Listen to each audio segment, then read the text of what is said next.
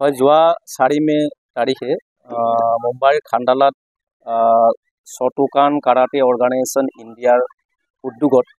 এখনি ৰাষ্ট্ৰীয় খেল অনুষ্ঠিত হৈছিল আৰু তাতে আমি সুবিধা পাইছিলোঁ অসম টিমক প্ৰতিনিধিত্ব কৰাৰ কাৰণে আৰু মোৰে গোটেই কেইগৰাকী ছাত্ৰ ছাত্ৰী ভাস্বতী মহন্ত কপিল কলিতা সাফিল হুছেইন ধ্ৰুৱজ্যোতি দাস আৰু হিমানজ্যোতি দাস ভাৰতবৰ্ষৰ প্ৰায়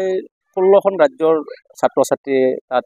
বছা ছাত্ৰ ছাত্ৰী গোটেইবিলাকেতো নোৱাৰে কোনোবা ষ্টেটৰ 5জন কোনোবা ষ্টেটৰ 7জন কোনোবা ষ্টেটৰ 12জন ঠিক সেনেকুৱাকৈ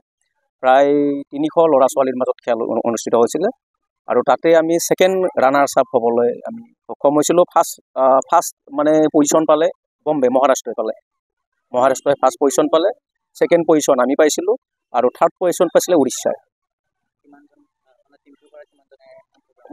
আমাৰ অসম টিমৰ হৈ 5জনে কৰিছিলে আৰু গোটেই কেইগৰাকী মোৰে ছাত্ৰ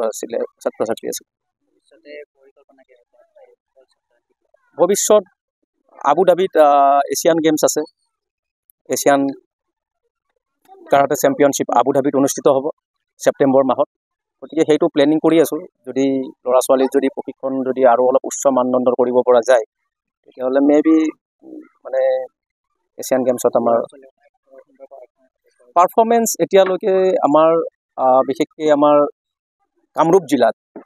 আমি যোৱা বছৰো আমি ফাৰ্ষ্ট টিম হিচাপে আমি ফাৰ্ষ্ট হৈছোঁ যোৱা বছৰ আমাৰ ডিষ্ট্ৰিক্টত গতিকে আমাৰ ডিষ্ট্ৰিক্টতো আমি এইবাৰো আমি ফাৰ্ষ্ট হ'ম আৰু ইয়াৰ পিছত আমি নেশ্যনেলৰ পিছত ইণ্টাৰনেশ্যনেললৈকে আমি চিন্তা কৰিম মই চেঞ্চে মন্টু ওজা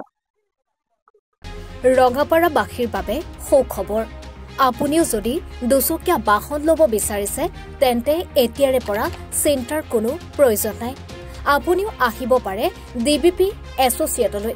বাজাজ টু হুইলাৰ ডিলাৰ আমাৰ ঠিকনা ৱাৰ্ড নং 8 ঠাকুৰবাৰী ৰোড ডাকঘৰ ৰঙাপাৰা জিলা শোণিতপুৰ অসম আমাৰ যোগাযোগ নম্বৰ হৈছে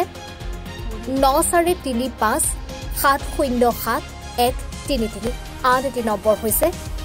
9707967285